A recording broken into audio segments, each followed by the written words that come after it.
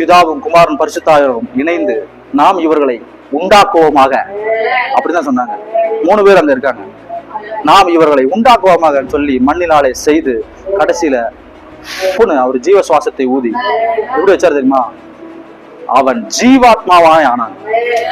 நீங்க இப்ப நான் சொல்றீங்கல்ல, சபையில எத்தனை ஆத்மாங்க வருவாங்க?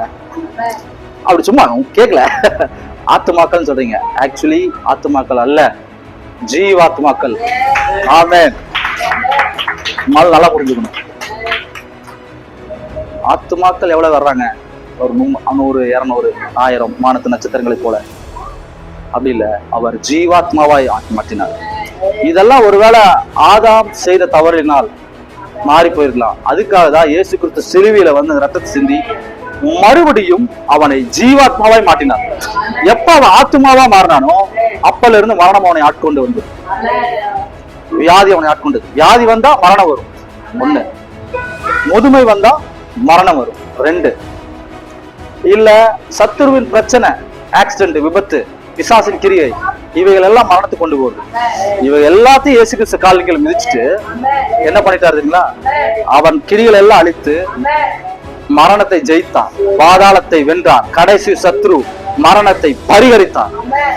3ஆம் நாளில உயிரோடு எழுந்தான். எழுந்துதான் உங்களுக்கு சகல அதிகாரம் கொடுத்தார். அந்த அதிகாரத்தை தான் நீங்கள் ஜீவாத்மாவாய் மாறினீர்கள். ஆமென். நல்லா புரிஞ்சுக்கணும், நீங்கள் ஜீவாத்மாக்கள். எப்ப நாம ஜீவாத்மான்னு புரியறோம்னா அந்த ஜீவன் என்ன தெரியுமா?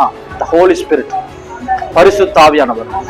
பரிசுத்த ஆவியானவர் நீங்கள் வரும் பொழுது நீங்கள் பலனடைந்து யூதாவிலும் சமரியாவிலும் உக்கடத்துல, திருப்பூர்ல, பல்லடத்துல, அமெரிக்காவில, ஆப்பிரிக்கால எல்லா பக்கம் சாட்சியா இருப்பீர்கள். ஆமென். ஆவியானவருக்கு இடம் கொடுங்க பிளீஸ். கிறிஸ்து உங்களில் பெருகும் அளவும் அப்படின்னு என்ன தெரியுமா? உங்களுக்குள்ள அவர் பெருகணுங்க. உங்களுக்குள்ள அவர் பெருகணும். நீங்கள் அவர் உங்களிலும் நீங்கள் அவரிலும். ஒரு 2 புரியுதா? அவர் உங்களுக்குள்ள வர்றதும் நீங்க அவர்ல பெருகிறதும் 2 ஒண்ணுதான். இது நடக்க நடக்க நீங்கள் ஜீவாத்மாவாவீர்கள். அப்படின்னா என்ன தெரியுமா? ஜீவாத்மாவாக என்ன தெரியுமா? நீங்கள் மரணத்தை பார்ப்பதில்லை, வியாதியை பார்ப்பதில்லை, தரித்திரத்தை பார்ப்பதில்லை. நீங்கள் ஆளுகை செய்வீர்கள்.